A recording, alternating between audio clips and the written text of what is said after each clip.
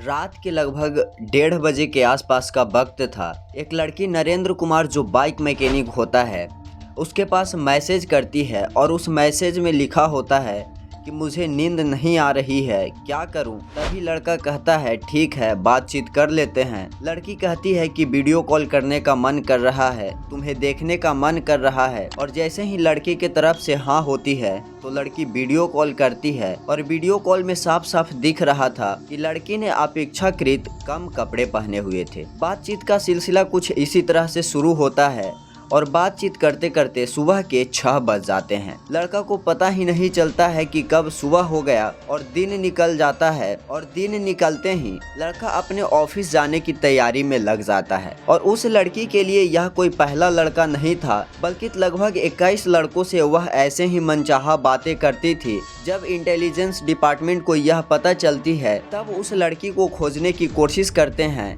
लेकिन लड़की नहीं मिल पाती है। लड़का मिल जाता है और लड़का मिलने के बाद जब घटनाक्रम का खुलासा करता है तो वह वाकई में अपने आप में बड़ा हैरान करने वाला है। तो वीडियो में बने रहिएगा और वीडियो को पूरा देखिएगा, तभी समझ में आएगा पूरा मामला। और अगर अभी तक आपने इस चैनल को सब्सक्राइब नहीं किया है तो सब्सक्राइब कर लीजिएगा और बेल आइकन को प्रेस कर लीजिएगा। आज की यह सच्ची घटना है। राजस्थान प्रदेश का एक जिला है बीकानेर, और बीकानेर में ही एक इलाका लगता है खाजूवाला। उसका गांव है आनंदगढ़। और यह जो इलाका है वह पाकिस्तान और हिंदुस्तान का बॉर्डर का इलाका है। और यहीं पर एक जगह लगती है बज्जू, जहां एक बाइक कंपनी है, जहां लगभग 30 अक्टूबर 2023 के आसपास बाइक की कंपनी में कुछ लोग पहुंचते हैं। और वहां पहुंचने के बाद आवाज लगाते हैं कि यहां पर कोई नरेंद्र कुमार नाम का लड़का काम करता है जो आनंदगढ़ का रहने वाला है। तो तुरंत ही उस मैकेनिक का हाथ खड़ा होता है और कहता है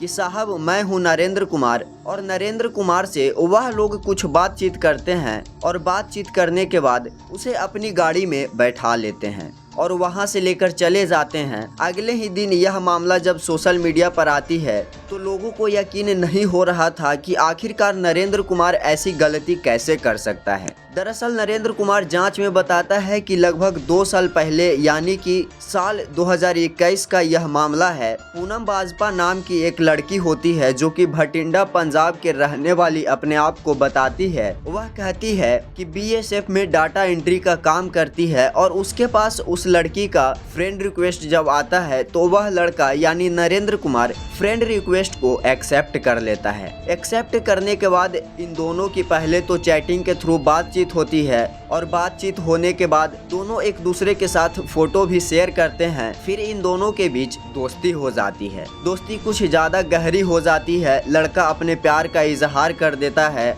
और लड़की भी एक्सेप्ट कर लेती है। लेकिन सबसे हैरान करने वाली बात यह होती है कि लड़की देखने में खूबसूरत होती है, लड़का उतना खूबसूरत नहीं होता है। लेकिन दोनों की जो उम्र होती है, लड़का का उम्र 22 साल और लड़की की लगभग 19 साल के आसपास की होती है। और उन दोनों की घंटों तक चैटिंग के थ्रू बात होती है। फिर लड़की ने और लड़का ने फैसला किया कि हम दोनों शादी करके जिंदगी साथ बिताएंगे। लेकिन एक कमी थी, लड़की बीएसएफ में डाटा एंट्री का काम कर रही थी, सरकारी नौकरी थी, और लड़का बाइक मैकेनिक का काम किया करता था। दोनों का कोई तालमेल नहीं था। लड़का ज़्यादा पढ़ा लिखा नहीं था, लेकिन लड़की अच्छी पढ़ी लिखी थी, अंग्रेजी में बात करने वाली होती है। एक दिन लड़का उससे पूछ बैठता है कि तुम मुझसे ही क्यों प्यार करती हो, मैं जानना चाहती हूँ तुम्हें मैं ही क्यों मिली।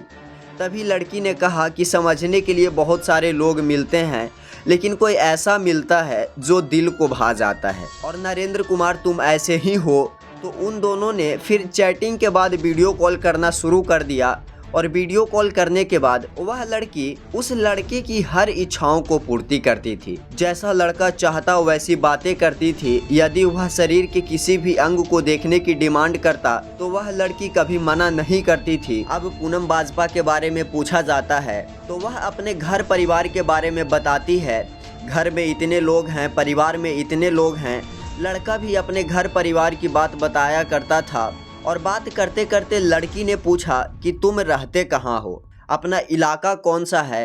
तो वह बताता है कि मैं राजस्थान के बीकानेर क्षेत्र में रहता हूँ। और बीकानेर यानी कि जो हिंदुस्तान और पाकिस्तान का जो बॉर्डर एरिया है उस इलाके में रहता हूँ।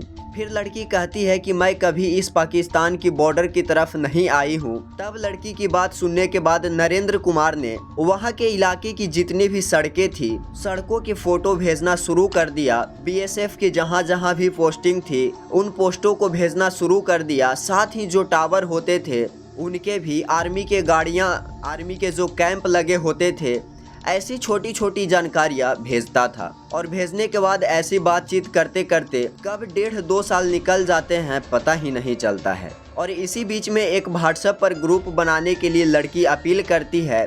वह कहती है कि तुम्हारे इलाके में, तुम्हारे जो क्षेत्र हैं, तुम्हारे आसपास के जो भी न्यूज़ है, मुझे भी ऐसी न्यूज़ मिलती रहे, कुछ ऐसे लोगों को जोड़ा जाए। तो उस लड़के ने एक ग्रुप बनाया जिसका नाम था रॉयल्स राजस्थान न्यूज। उसके अंदर लगभग 22 लड़कों को उसमें जोड़ा था। और जोड़ने के बाद बहुत सारे लड़के ऐसे थे जो वेबसाइट के लिंक, अखबारों के लिंक उस ग्रुप में शेयर किया करते थे।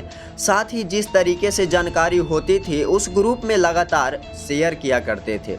उस ग्रुप का जो एडमिन का पावर होता है वह नरेंद्र कुमार के पास होती है, जो कि बाइक मैकेनिक होता है, मिस्त्री होता है। साथ ही जो लड़की होती है इस ग्रुप में जुड़ जाती है, शामिल हो जाती है। लेकिन नरेंद्र कुमार कभी नहीं जानता था कि जिस लड़की से वह लगातार 1.5-2 साल से चैटिंग कर रहा है, बातचीत कर रहा है, और इन लड़कों को भी पता नहीं था कि आपस में यह लोग बातचीत करते हैं। और जैसे ही जानकारियाँ इसे शेयर हो रही थी, नरेंद्र कुमार से बाकी ऐसी जानकारियाँ उनसे भी शेयर हो रही थी। यह सिलसिला लगातार चलता रहा। नरेंद्र कुमार अंदर ही अंदर खुश हो रहा था। उसने परिवार के कई सदस्यों से उस लड़की का फोटोग्राफ शेयर किया। उससे बताया कि एक लड़की है जिसका नाम पूनम बाजपा है, वह उससे बातचीत करता है, पंजाब के भटिंडा के रहने वाली है, बीएसएफ में नौकरी करती है। तभी यहीं से कोई सूचना पुलिस के माध्यम से पहुंच जाती है इंटेलिजेंस ब्यूरो को, और वहां से टीम पहुंचती है उस बज्जू में, बाइक मैकेनिक की जो कंपनी होती है। वहां जाने के बाद उस लड़के को गिरफ्तार किया जाता है, उससे बातचीत की जाती है। तो पता चलता है कि जिस लड़की से बातचीत कर रहा था, ना तो उसका नाम पूनम बाजपा होता है और ना ही वह पंजाब के भटिंडा की रहने वाली होती है, बल्कि तो वह पाकिस्तान की एक एजेंट होती है जो पाकिस्तान की खुफिया एजेंसी के लिए काम करती है। उस लड़की ने अपना जानकारियाँ कलेक्ट करने के लिए, अपने देश को जानकारी देने के लिए उस लड़के से 2 साल के अंदर न जाने कितनी जानकारियां हासिल की। और कई लड़कों से जब बातचीत करती थी तब यह बात जब लीक होती है, इंटेलिजेंस को पता चलती है, तो इंटेलिजेंस भी हॉट स्पॉट हो जाते हैं कि आखिरकार उस लड़की ने एक साधारण से व्यक्ति को कैसे अपना टारगेट बनाया।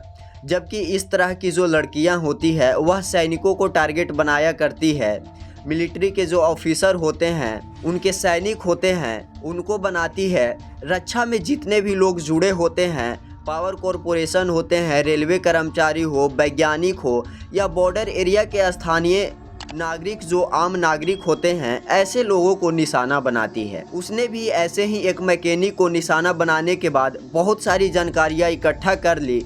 और जब इस लड़के को इसके बारे में पता चलता है तो नरेंद्र कुमार को इस बात का बिल्कुल आभास नहीं था कि जिस लड़की से वह बात कर रहा था वह इंडियन नहीं है बल्कि पाकिस्तानी है। लड़का बहुत सारी जानकारियां उसको शेयर कर दी। फिलहाल पुलिस ने नरेंद्र कुमार को हिरासत में लिया है। साथ ही कुछ और जो लड़के हैं उन लोगों से भी बातचीत का सिलसिला जारी है।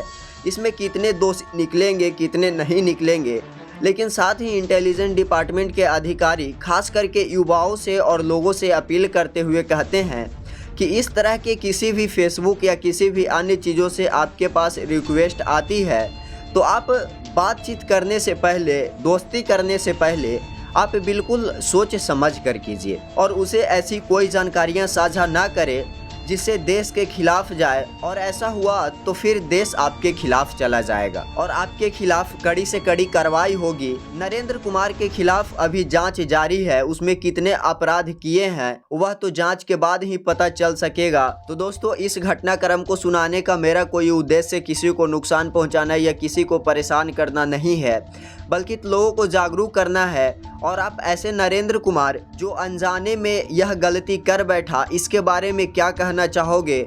कमेंट बॉक्स में अपना राय जरूर बताइएगा और इस वीडियो से कुछ सीख मिले तो वीडियो को लाइक कर दीजिएगा और ऐसे ही लोगों को अपराध से बचाना चाहते हैं तो वीडियो को शेयर करना नहीं भूलिएगा। मिलते हैं आपसे अगली वीडियो में, तब तक के लिए जय हिंद।